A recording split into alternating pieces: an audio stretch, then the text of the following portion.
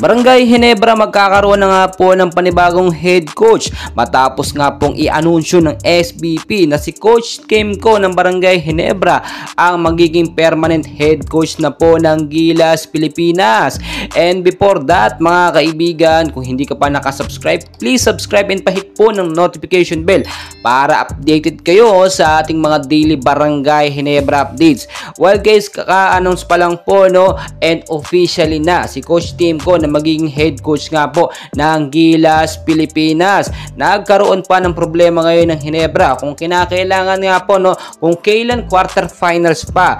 Pero nagawa na po agad ng paraan yan noong mga nakaraan pa. Kung matatandaan po ninyo, si Coach Kimco po ay hindi na nakikialam pa sa Barangay Ginebra, especially sa pagla-line up nga po ni Scotty Thompson ng first 5 line-up kahit sa quarterfinals pa.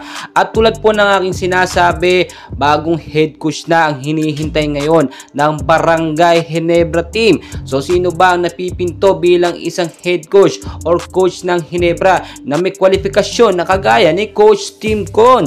Well guys, si Coach Kimco legendary coach na yan at hindi na mapapantayan.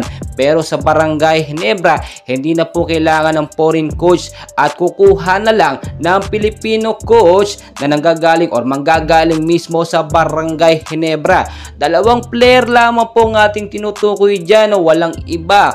Unang-una na nga po si Scotty Thompson na tumatayo po ngayong captain ng Barangay Ginebra. And so far so good, nag-line up na siya ng kanyang sistema sa Barangay Ginebra team. Noong mga nakaraang laban, ilang straight wins din po ang nagawa ng Barangay Ginebra dahil sa napakagandang strategy at line up ni Scotty Thompson. Siya yung una na sinasabi natin na posible nga pong pansamantala maging coach ng Barangay Ginebra team. Pangalawa po sa ating napipinto na posible maging head coach din na pumalit dito pansamantala kay Coach Kimco ay ang assistant coach nga po na si L.A. Tenorio. But as of now, si L.A. Tenorio hindi pa talaga actually makapag-focus at hindi pa bumabalik ang kanyang tunay na galing. Bilang isang head coach ka ng Ginebra, kailangan magaling ka din maglaro ng basketball at may napapatunayan ka din. Marami naman ang napatunayan si L.A. Tenorio, pero it's time naman para mag-shine sa ibang mga player